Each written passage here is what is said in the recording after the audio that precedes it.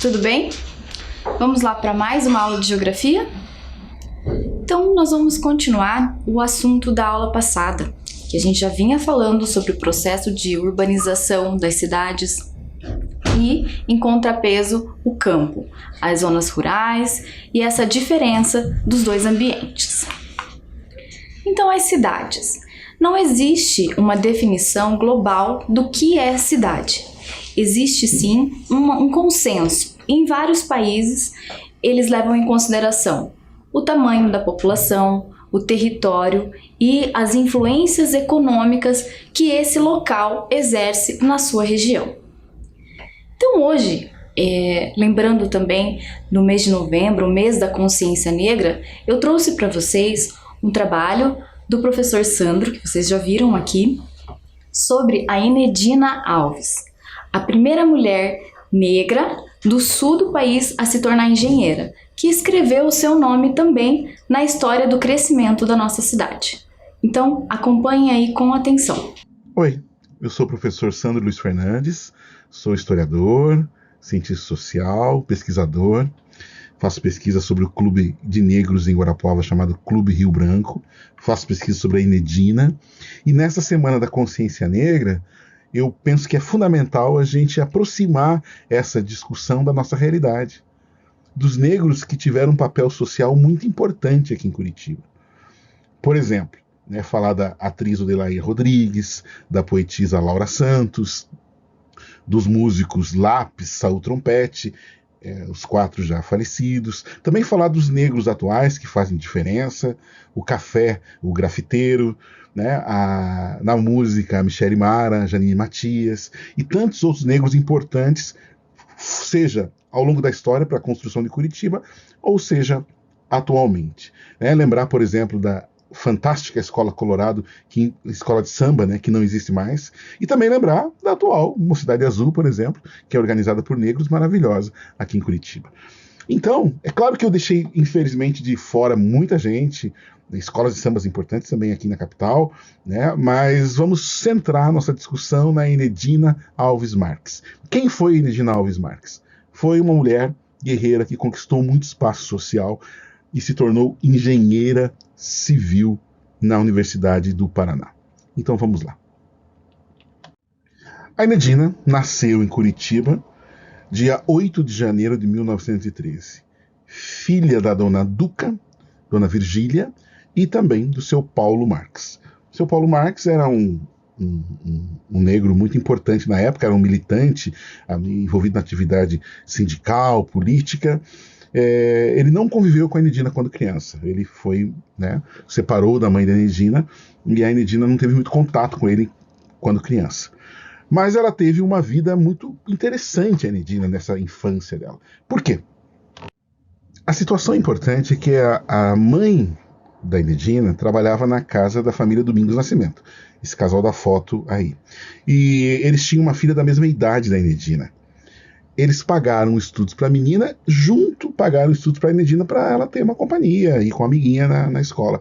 E a Enedina passou a saber ler e escrever na idade correta, na idade correta segundo os nossos padrões aqui, mas diferentemente da maioria das pessoas negras daquela época. Então a Enedina teve um salto qualitativo na sua vida, de inserção social, que era muito rara para os negros naquele momento histórico. Isso mais ou menos em 1920, certo? Aqui é a casa da família Domingos Nascimento. Ela era no Portão. Ela foi transportada até o bairro Alto da Glória, aqui em Curitiba, e hoje é a sede do IFAM. Então foi nessa casa que a Enedina passou uma parte da infância, a casa que a mãe dela trabalhava. Tem uma coisa importante para lembrar na trajetória da Enedina, é que ela foi contemporânea a outras 2 mulheres muito importantes na história de Curitiba. A primeira, Didi Cailê, que foi uma poetisa, viajou para o Rio de Janeiro, musa do movimento paranista, aqui de Curitiba, do fim do século XIX, começo do século XX. Então, a Didi Cailê foi uma personagem muito importante. Até que casou. Depois de casar, ela sumiu. Casou com um ervateiro da época. No centro, temos a Helena Collodi, que foi uma mulher muito importante. Não era curitibana, mas morou em Curitiba até o fim da vida. A Helena Collodi, poetisa, muito importante para a cidade, para o Brasil, né, com seus haikais. Ela foi contemporânea no Instituto de Educação do Paraná, da Enedina. Elas se formaram no mesmo ano. Com a perda dos documentos, na verdade, teve um incêndio lá em que se perderam vários documentos no Instituto de Educação do Paraná. A gente não sabe se elas chegaram a estudar na mesma turma, mas elas se formaram no mesmo ano como normalistas, professoras. E ambas exerceram essa profissão. E tá ali, né, mais à direita, a Enedina.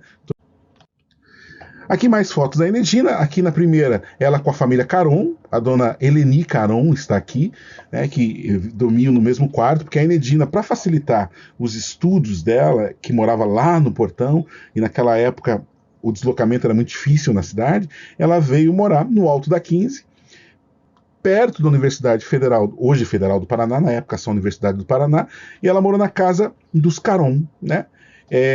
E a dona Eleni conta que ela dormiu no mesmo quarto que a Enedina, e a Enedina estudava muito. É claro que a Enedina ajudava na casa, né? Acho que pagava essa hospedagem com trabalhos domésticos, e ela estudava muito, e nesta época também dava aula. Então a Enedina tinha uma vida muito atribulada. Aqui outras fotos da Enedina pós, né, formada em engenharia civil. Aqui a Enedina, um pouco antes de morar com os Caron, né? Porque essa foto é lá de Rio Negro, numa cidade. A Enedina também é à esquerda aqui, né? É uma foto em que ela foi tirada na escola em Rio Negro, ela trabalhou como professora de educação física, trabalhou pouco tempo lá, porque aí a Enedina quis fazer engenharia civil. Por que engenharia civil? A gente não sabe exatamente. Mas aí ela voltou de lá dessa estada dela em Rio Negro, fez madureza no Colégio Novo Ateneu, um colégio, infelizmente, que recentemente fechou, a sede foi vendida para o Bom Jesus. Ela estudou lá madureza, porque ela tinha que fazer, no ginásio paranaense, uma espécie de introdução para a Universidade do Paraná. Então ela fez esses estudos no ginásio paranaense que hoje é o Colégio Estadual do Paraná. Aqui uma coincidência muito grande, porque a Enedina participou do projeto do Colégio Estadual do Paraná. Isso é maravilhoso, né? No colégio que ela estudou, que antigamente era ginásio paranaense, ela ajudou no projeto do atual Colégio Estadual do Paraná. Aqui a Enedina, com a carteirinha dela, a ficha de identificação da Escola de Engenharia. A Enedina entrou na Escola de Engenharia em 1939, saiu em 45, na Escola de Engenharia da Universidade do Paraná, que não era ainda a Universidade Federal do Paraná. Aqui, ó, 1945, ano que ela se formou, lembrando uma coisa muito importante, a Enedina foi a primeira engenheira civil negra do Brasil e a primeira engenheira do sul do Brasil. Então isso significa que a Enedina abriu portas não apenas para as mulheres negras, mas principalmente para as mulheres. Aqui, né, o CREA da Enedina, ela recebeu já homenagens no CREA. Muito bem. Gostaram? Muito interessante, né? O protagonismo da mulher negra na nossa cidade. Então, dando continuidade à aula, como é que se formam as cidades, como é que elas são classificadas? Então, veja ali, o que são as redes urbanas? Então, redes urbanas é a maneira como as cidades, como esses locais foram classificados. Então, são resultado das transformações da sociedade na ocupação do território urbano e do crescimento demográfico. Elas se formam por meio das conexões estabelecidas entre as cidades e são organizadas conforme a hierarquia urbana. Como assim hierarquia urbana?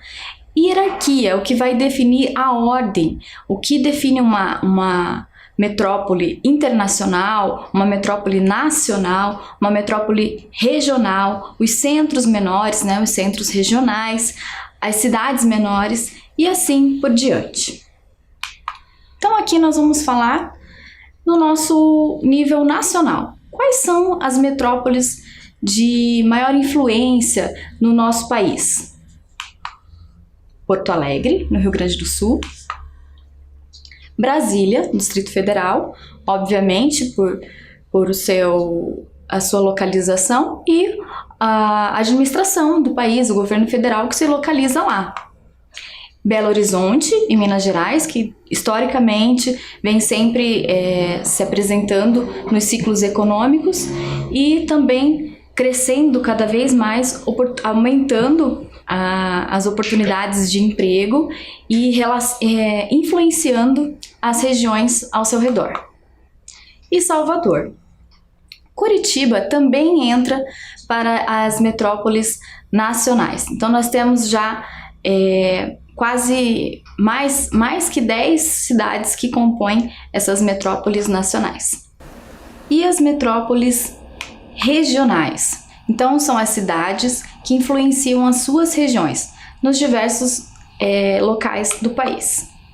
Então ali a gente tem Goiânia, Belém e Manaus, que lá na região do Amazonas é a cidade que movimenta a economia, que tem a Zona Franca de Manaus e que virou um grande centro daquela região.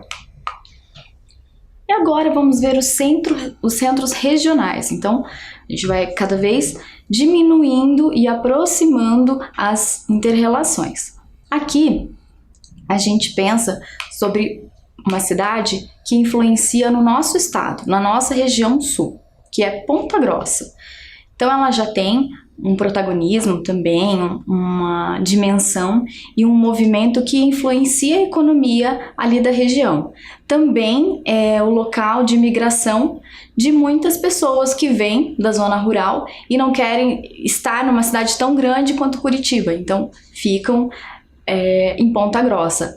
Ela só não é considerada uma metrópole nacional porque ela depende mais de Curitiba. Então, quer dizer, são as hierarquias. Na ordem, Curitiba é maior e Ponta Grossa é menor, e ali elas têm as inter-relações. E a cidade local? O que seria uma cidade local? A cidade local já seria uma região de menor população e que aí sim depende muito dos centros urbanos perto dela. Então aqui a gente tem como exemplo Colombo, na nossa região metropolitana de Curitiba. Então para as pessoas terem acesso a alguns bens, alguns serviços e muito trabalho, muitos empregos, elas vêm para a cidade de Curitiba. Então é uma cidade menor que já depende mais do centro urbano maior, que é Curitiba. E continuando nesse raciocínio, então abaixo da cidade local vem as vilas. Então ali a gente pode identificar, pertinho de Paranavaí, no distrito de Sumaré, a Vila Alta. Uma vila que começou basicamente povoada por operários, que foram se aproximando da cidade e ali construíram suas maneiras de habitação, já com uma condição e uma infraestrutura bem menor do que se encontra numa cidade, e inclusive com pouco acesso aos serviços públicos, como saneamento, asfalto, saúde. Essas são as desvantagens de uma vila, mas com o tempo geralmente essas regiões vão se estruturando e vão crescendo, e é essa a ordem do crescimento.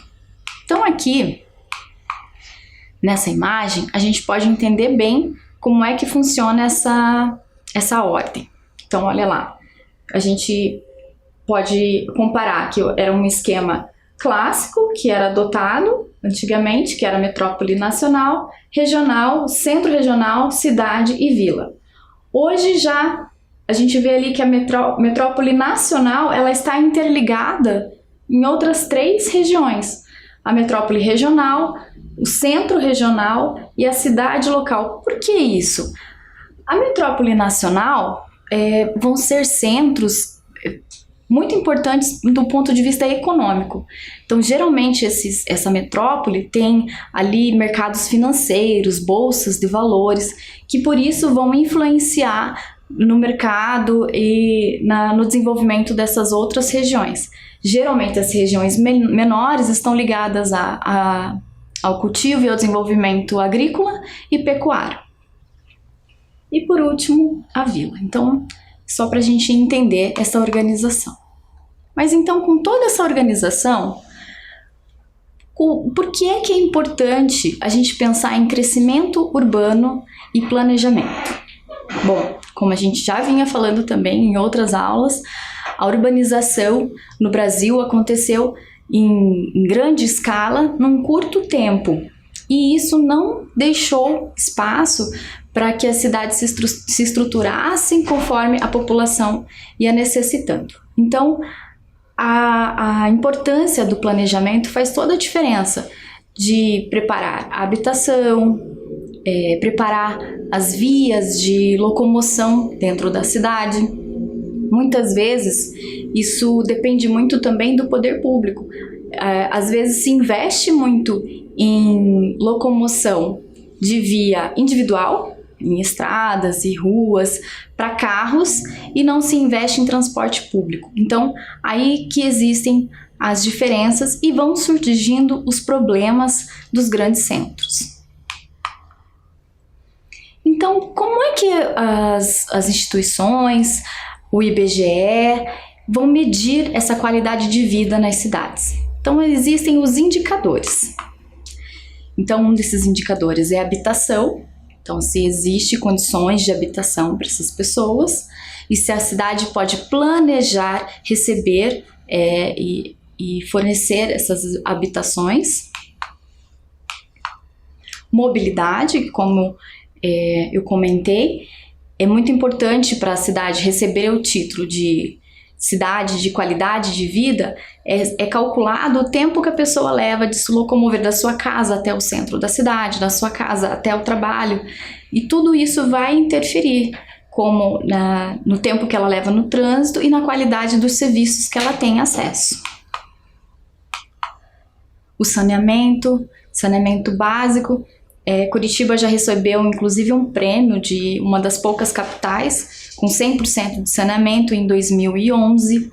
Então isso é uma condição básica que inclusive faz parte dos Objetivos de Desenvolvimento Sustentável, que são os objetivos que nós vamos ver um pouquinho mais para frente.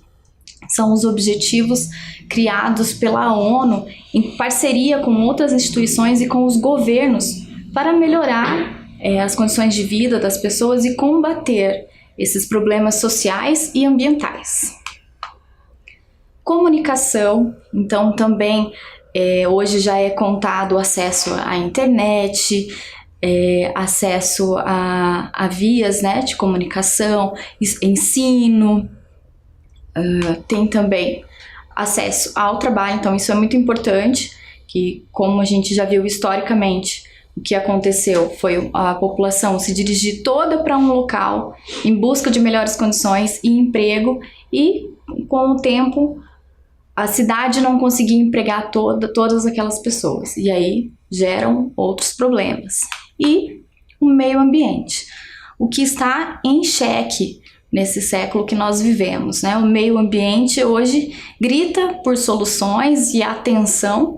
Então, não é só uma questão de pensar no futuro, e sim de pensar no agora. Nós já estamos sofrendo as consequências aí das mudanças climáticas, e esse é um dos objetivos da ODS, né? Dos ODS, Objetivos de Desenvolvimento Sustentável. Com o crescimento da população, o crescimento das cidades, os problemas ambientais só tendem a piorar. Então, o que a gente pode mudar, o que os governos, o que a população já pode começar a fazer pensando nisso?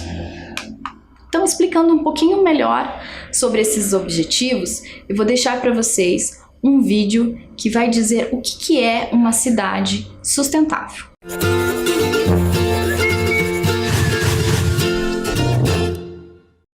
Olá, sejam bem-vindos à série especial do IBGE Explica sobre os Objetivos de Desenvolvimento Sustentável.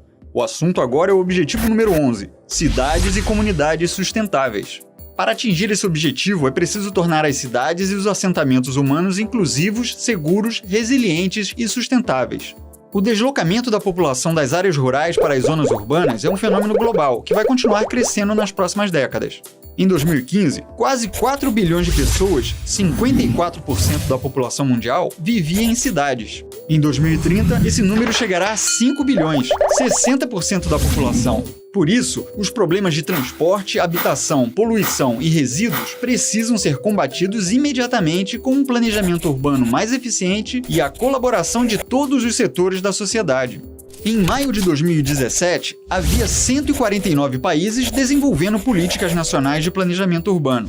No Brasil, o Estatuto das Cidades e o Estatuto da Metrópole são leis que já prevêem a participação da comunidade na definição dos planos de gestão das cidades. Com o crescimento desordenado das cidades para acomodar novos habitantes e a falta de políticas de habitação e de uso da terra, o número de pessoas em habitações e assentamentos precários cresceu de 792 milhões no ano 2000 para cerca de 880 milhões em 2014.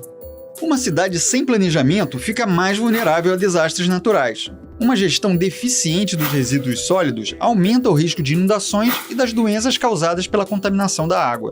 Em 2013, 65% da população urbana de 101 países contava com um serviço municipal de coleta de lixo. O que também provoca doenças é a poluição do ar, responsável por milhões de mortes prematuras todos os anos. Em 2014, 9 entre 10 pessoas nas cidades respiravam ar acima do nível de poluição aceitável pela Organização Mundial da Saúde. Grande parte da poluição vem dos meios de transporte, que também são responsáveis por 1/4 das emissões globais de gases do efeito estufa. Para que o transporte urbano permita o acesso da população aos bens, serviços, mercados e trabalhos de forma sustentável, é necessário evitar, mudar e melhorar. Ou seja, evitar viagens longas e desnecessárias com um melhor planejamento dos serviços de transporte, mudar para meios de transporte mais amigáveis ao meio ambiente, como bicicletas e transportes públicos, e melhorar a eficiência energética dos transportes, utilizando fontes de energia alternativas. Uma meta fundamental do ODS 11 é, até 2030, proporcionar o acesso universal a espaços públicos seguros, inclusivos, acessíveis e verdes, em especial para as mulheres e crianças, pessoas idosas e pessoas com deficiência. Também é preciso ampliar os investimentos públicos e privados na preservação do patrimônio natural e cultural das cidades, para que todas as gerações possam sempre compartilhar essa riqueza incalculável. Vamos transformar nossas cidades em lugares mais humanos e sustentáveis. Então, prestaram atenção? Viram as projeções para o futuro? Bem preocupante. Por isso, é fundamental o trabalho de urbanismo e planejamento para as cidades. Agora eu vou propor para vocês alguns desafios. Eu leio o enigma, vocês terão um tempo numa imagem para pensar e depois a gente responde, oralmente. Vamos juntos. Trata-se de um espaço natural com abundância de vegetação e fauna. Para encontrar um vizinho é preciso andar bastante, preferencialmente a cavalo. O enigma descreve uma paisagem de... Tempo para observar a imagem.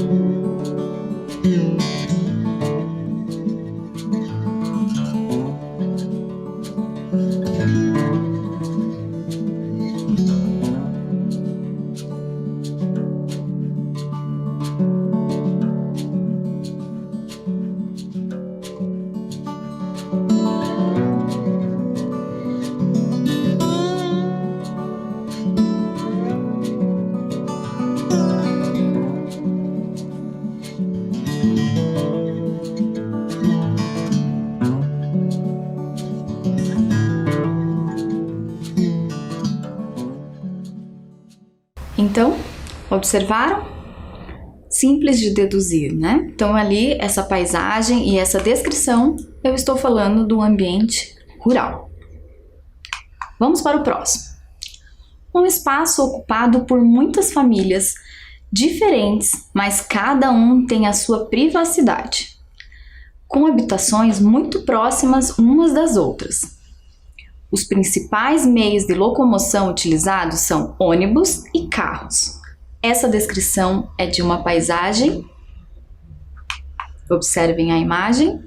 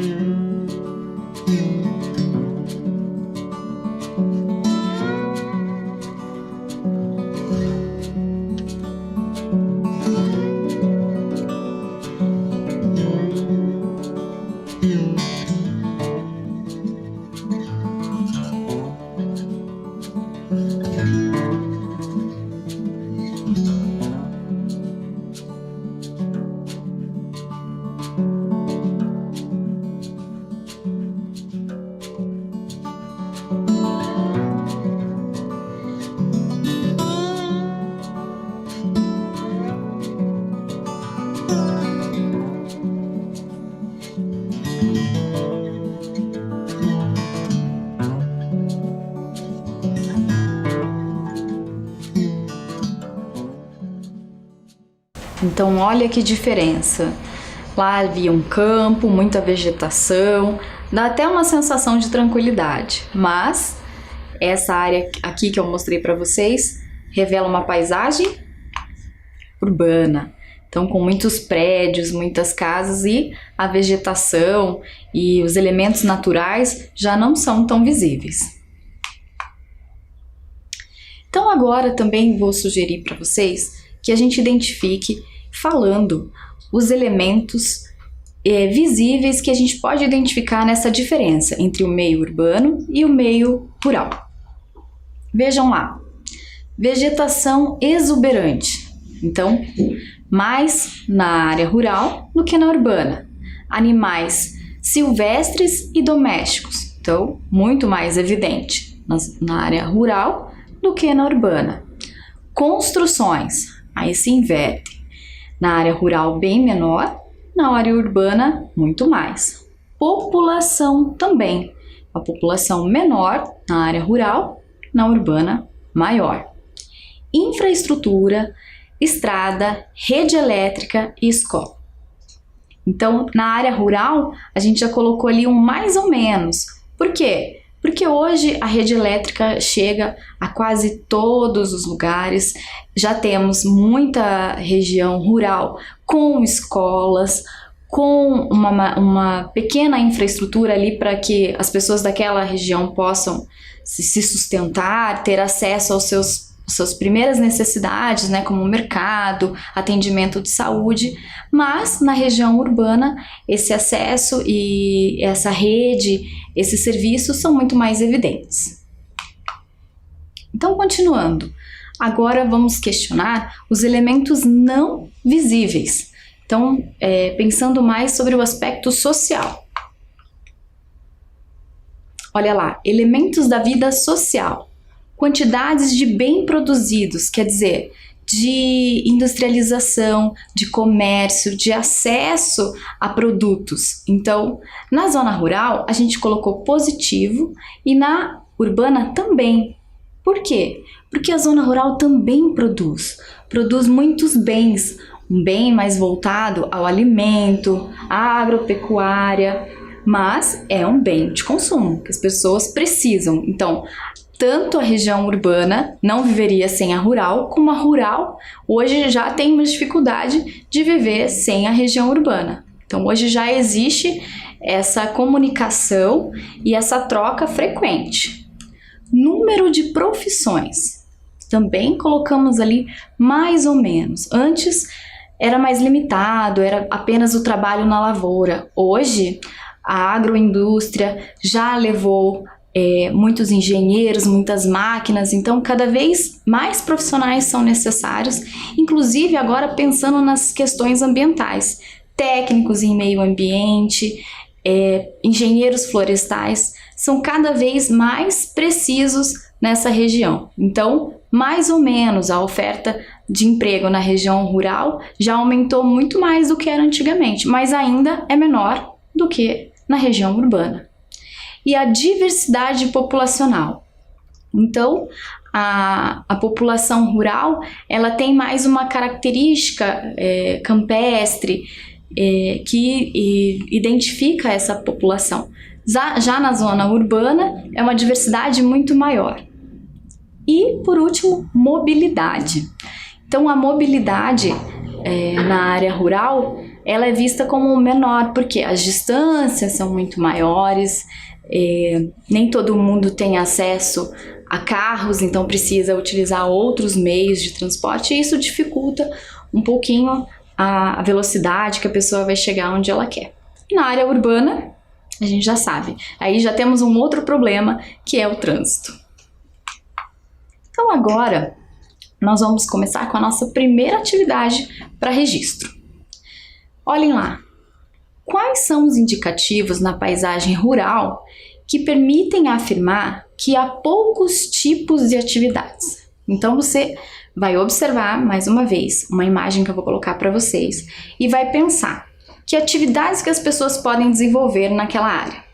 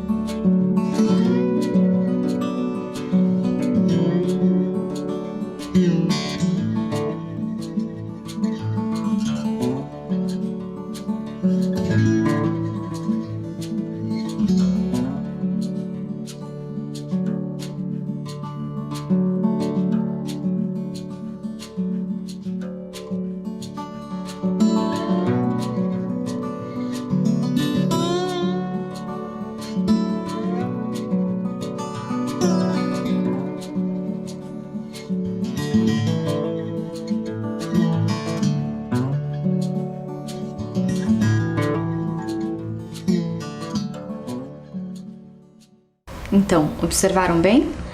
Essa paisagem parece de um cultivo bem heterogêneo, né? De uma única espécie. Então, qual seria a atividade que a gente pode pensar que as pessoas ali que vivem na área rural trabalham? Vamos ver uma possível resposta. A predominância de campos e plantações indicam a atividade econômica principal, a agricultura. Então, qual é o principal meio de trabalho, de sobrevivência dessas pessoas? A agricultura. Embora hoje já tem se mudado bastante, os fazendeiros e os donos de fazenda pensam no solo, na conservação do solo e nas questões ambientais, de mudar cada vez mais o cultivo. Então, essas profissões estão crescendo e variando no ambiente rural também. Então, eu vou deixar um tempinho para vocês copiarem essa resposta.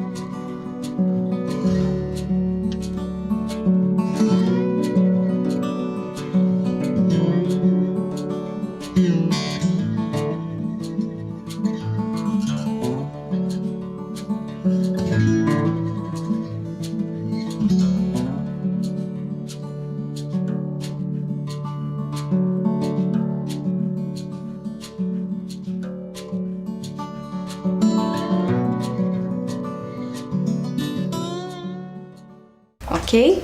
Conseguiram? Vamos pensar um pouquinho mais agora. Quais são os indicativos que dizem que a produção, então aquela atividade econômica é feita em larga escala, é grande, é feita para muitos, para distribuir para muitas regiões, para muitos locais? Observem a imagem então. O que você identifica ali que você pode dizer que isso é uma grande produção?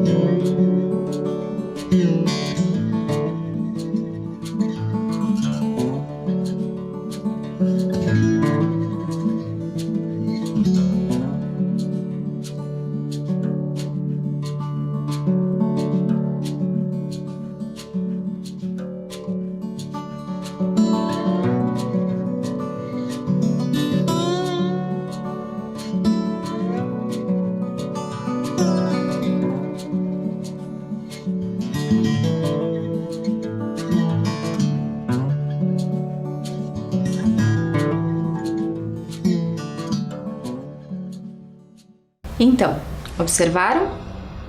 Ali vocês podem ver uma grande produção de grãos e um elemento que mostra que isso vai ser em larga escala é a presença de máquinas, da indústria ali. Então vamos pensar numa possível resposta. A presença de indústrias nas zonas rurais é o que chamamos da agroindústria. Então, como a gente já vinha discutindo, essa inter-relação do meio urbano com o ambiente rural já mecanizou também muito trabalho dessa região. Então, hoje as produções são imensas e isso é que abastece os centros urbanos. As pessoas que moram na cidade muitas vezes nem conhecem de onde vem o seu alimento. E olha como é importante a gente ter essa consciência da preservação do ambiente, pois sem o solo adequado, sem água, nós não teremos o alimento. Vou colocar para vocês um vídeo, então, do IBGE que vai explicar como é feito esse controle, como é que a gente tem a dimensão do tamanho dessas áreas, da produção desses ambientes e de como isso impacta na nossa vida diretamente.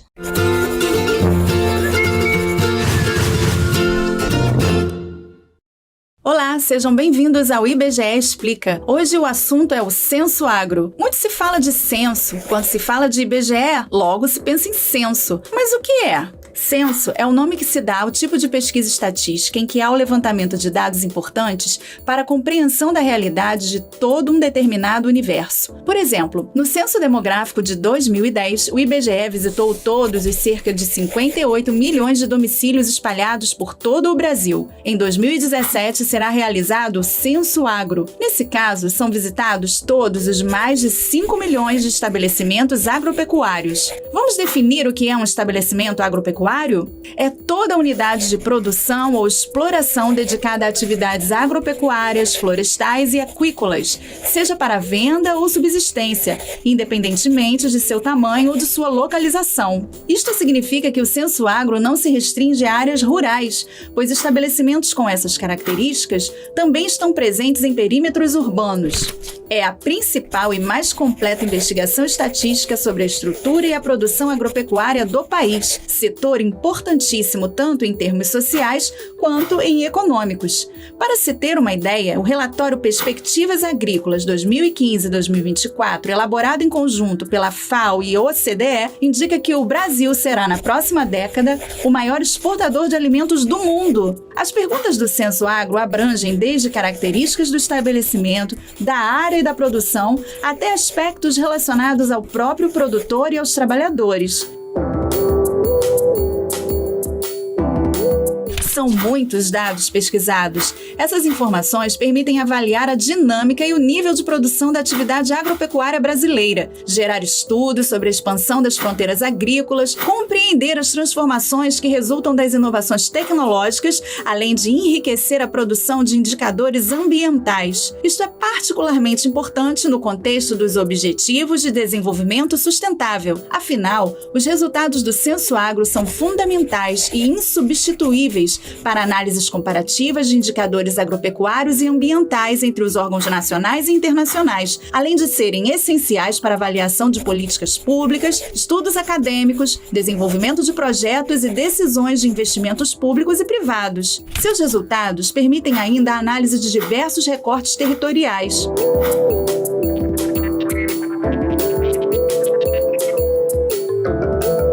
O primeiro recenseamento da agricultura realizado no Brasil ocorreu em 1920 e desde então foram realizados mais 9 recenseamentos. Como na vida, o censo se adaptou ao longo do tempo. Ele se ampliou, buscando acompanhar as modificações verificadas no cenário rural, referidas às inter-relações entre sistemas produtivos, expansão agrícola, mecanização, política fundiária e produtividade. Além disso, importantes mudanças metodológicas e tecnológicas foram feitas para melhorar a qualidade dos dados e dar mais agilidade na divulgação de seus resultados. Que tal alguns dados do último censo agropecuário ocorrido em 2006? Entre o censo agropecuário de 95 e o de 2006, a área e a produção de soja passaram, respectivamente, de cerca de 9,5 milhões de hectares e 21,5 milhões de toneladas para 17,8 milhões de hectares e 46,2 milhões de toneladas. Ele revelou que os estabelecimentos com mais de 1.000 hectares representavam em torno de 1% do total de estabelecimentos agropecuários no Brasil e ocupavam 43% da área total desses estabelecimentos,